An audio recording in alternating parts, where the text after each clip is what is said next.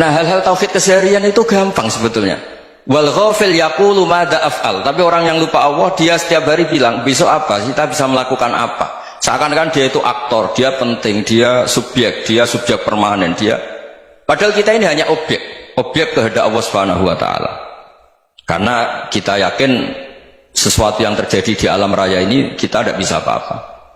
Makanya saya sering ngaji, sering bilang saya, ketika Anda mensifati Allah, dia yang menghidupkan, sudah itu tanamkan, sehingga ketika kita mati santai saja. Kenapa santai? Allah punya cara menghidupkan kita. Zaman kita hidup juga gak tahu caranya ngelola jantung, ngelola paru-paru. Kamu juga gak tahu ngelola oksigen yang tidak beracun, tidak mengandung polusi. Tahu-tahu hidup. Gak ingin tua ya tahu-tahu tua, gak ingin mati tahu-tahu mati. Selama ini kita hidup juga gak tahu apa-apa sebetulnya. Hanya gaya tok, punya jadwal, punya planning.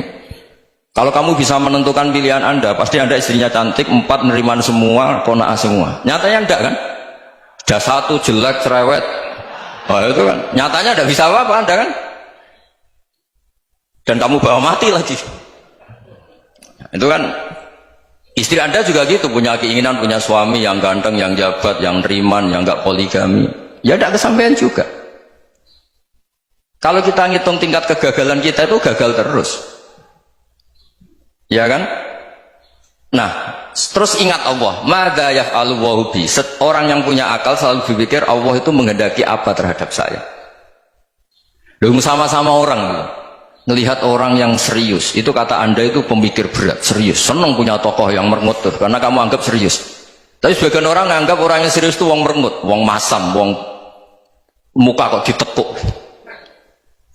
Jadi sama itu hati ya muqallibal qulub tsabbit qalbi ala dinik, karena kita enggak tahu cara berpikir kita tentang orang lain, tentang sekeliling kita. Misalnya kita orang baik yang jenis ngurmat fakir miskin, ada orang bangun masjid mewah itu janggal. Apa artinya masjid mewah kalau banyak orang kelaparan? Tapi kalau yang jenis pendidikan, apa artinya masjid mewah kalau tidak bisa ngaji? Nanti yang jenis infrastruktur, apa artinya ini kalau semuanya punya sudut pandang yang berbeda-beda. Dan Islam mengapresiasi semua kebaikan. Tapi katakan semua kebaikan itu adalah kehendak Allah Subhanahu wa taala. Karena apapun baik Anda itu pakai fasilitas yang diberikan oleh Allah Subhanahu wa taala. Sehingga ini yang disebut qulillah tsumma darhum fi khawdihim yal'abun.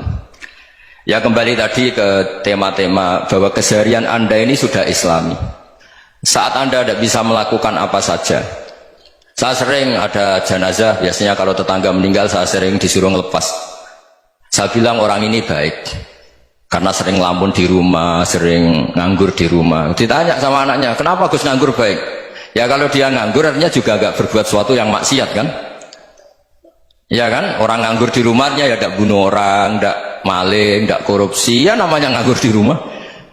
Lah cuma istri cara pandang nganggur gak menghasilkan uang itu. Tapi juga gak menghasilkan kriminal kan?